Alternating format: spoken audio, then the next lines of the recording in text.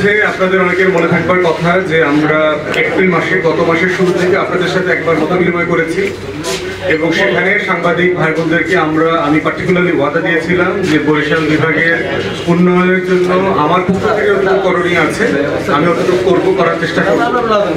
অনেক সাংবাদিক ভাই বোনরা একটু মানে প্রশ্নবিদ্ধ ছিলেন আর কি, যে আসলে রাজনৈতিক নেতারা তো এরকম কথা বলে যায়। আমাকে যে একজন সিনিয়র সাংবাদিক ভাই বলছেন, ভাই কালকে ঢাকাতে গেলে এগুলো সব ভুলে যাবেন। তো আমি যে আসলে ভুলে যাই নাই এবং আমি কি করেছি এটাও আপনাদেরকে আপডেট দেওয়া আজকে হচ্ছে আমার মানে এখানে ব্রিফিং করবার একটা লক্ষ্য আর কি। তো প্রথম কথা হচ্ছে যে আপনার প্রতিষ্ঠাবার্ষিকী উপলক্ষে আমাদের 5টা বছর, যদিও বয়সে 5 বছর হয়েছে, কিন্তু বাংলাদেশের যে বাস্তবতাটা ছিল আপনার গত ফ্যাসিবাদী আমলে, সেখানে আমরা তো আসলে মন খুলে কাজ করতে পারি নাই, স্বাধীনভাবে নিরাপত্তার সাথে কাজ করতে পারি নাই।